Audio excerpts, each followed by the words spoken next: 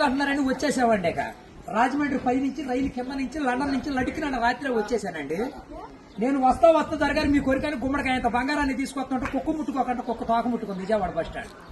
కుక్క తోక ముట్టుకున్న బంగారం మళ్ళీ మీరు ముట్టుకుంటారా లేదని 7 పాలేళ్ళ పెట్టించేసి ఏట్లో పడేపించానండి. 3 కోట్లు తీసుకెళ్లి మురికాలలో పడేశాను. మా ఇంట్లో కోట్లు కుక్కలు తింటుంటాయండి, లక్షలు లక్కలు తినేస్తుంటాయి. ఎలుకలు తినేసి చిల్లర చీమలు తినేసేస్తాయి. ఇక కాగితాలు కట్టుంటే కాగితాలు తీసుకెళ్లిపోతాం. మాకు పొయ్యిలో ఎండి ఇంట్లో బంగారం ఉందండి, కాకపోతే ఇంట్లో వాళ్ళు ఎసట్లో బియ్యం లేక ఎండిపోతున్నారు. గురుగారు మీకు ఏమన్నా డబ్బుకి కానీ ధాన్యానికి కానీ ఏమన్నా లోటుగా ఉంటే మాకు కౌరు చేయండి, మేము పంపించేస్తాం.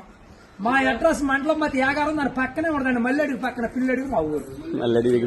దానికి మా అడ్రస్ కి సాయంకాలం ఉత్తరం రాసేసి పోస్ట్ లో అయిపోకుండా పొయ్యిలో వేసేయండి.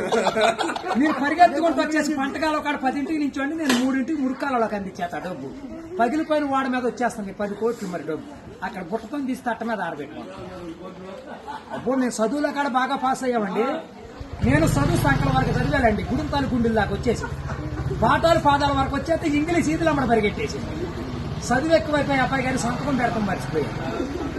సోనియా గాంధీ గారి దగ్గరికి వెళ్ళి ఉద్యోగం అడిగానండి. రాత్రి రాజీవ్ గాంధీ గారు రాసిచ్చారు ఈ ఊళ్ళో ఉద్యోగం. ఎక్కడైతే సంతకాలు చేసే పని ఉండదు.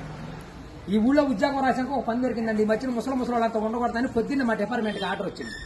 ముసలి వాళ్ళు ఉన్న కాడి నుంచి అత్తాకోడళ్ళు పోట్లాడుకుంటున్నారు. అత్తలు అడుగులో పడిపోతుంది, కోళ్ళు వచ్చి గొంతులో పడిపోతుంది, మంచం ఎక్కేస్తుంటే అల్లుడు అడుగు మీద కూర్చోండి. అందుకని ముసలి వాళ్ళందరినీ తీసుకెళ్లి మెగాస్టార్ చిరంజీవి గారి దగ్గర చేర్పిస్తున్నాం. గురువు గారు ఆయనకి దసరా పండుగ రోజున మా ఊళ్ళో ఏప్రాల్ పందాలు వేపిస్తున్నాను. నాపరాల మీద ఏప్రాల్ పోట్లాడుకుంటే నాపరాలు ఇప్పుడు సమరాత్రి గారు వెళ్ళి సౌండ్ చేస్తుంటే, మునసూపు గారు వెళ్ళి ముడేస్తుంటే, కర్ణం గారు వెళ్ళి కాగితాలు రాస్తుంటే, ప్రెసిడెంట్ గారు వెళ్ళి పెళ్లి చేసేస్తున్నారు. ఇప్పుడు ఆ పెళ్లి భోజనాలకు ఎక్కించుకురమ్మని మా ఇయ్యంకుల వారు ఊపిలేని విమానాన్ని పంపించారండి. విమానానికి ఊరు చివరికి వచ్చాక ఊపి ఎక్కిపోయి కృష్ణానదిలో పడిపోయింది. నేను వచ్చి మీ బాజార్లో పడిపోయింది. ఇవాళ సార్జీకి మీరు 500-600 ఇచ్చారంటే సార్జీ డబ్బులు పెట్టుకుని వెళ్ళి కాకినాడ వెళ్ళి కాఫీ తాగి అక్కడ మీ పేరు పేపర్లో వేసేస్తారు. ఈసారి గారు ఇప్పుడు రాబోయే కాలానికి కాబోయే సీఎం గారు మీ పేరు పేపర్లో వేపించేస్తానండి. ఈనాడు పేపర్లో వేపించానంటే ఆంధ్ర జ్యోతులు అక్షరాలు లేకోకుండా వచ్చేస్తాను. చదువుకున్నోడు చదువుకోవచ్చు, చదువు లేనివాడు చదువుతాయి. దొరగారు మన ఊరంతా ఖాళీగా ఉందని సాయంకాలం మన ఊరు కాలువలో కరువు మీటింగ్ పెట్టిస్తున్నాం. మీరంతా అక్కడ వచ్చేయండి. ఇప్పుడు కాలువలో కరువు మీటింగ్ పెట్టించి నూతులో టిక్కెట్లు ఇప్పించి ఏట్లో సినిమా చూపించి బుడమెట్లో చూపిస్తున్నా బుడకట్ట. అక్కడ నీటి మీద తామరాకులు వేసి తామరాకుల మీద కుర్చీలు వేసి కుర్చీల మీద కూర్చోబెట్టించి మనిషికి 50,000 లోన్ ఇప్పించారు. 50,000 లోన్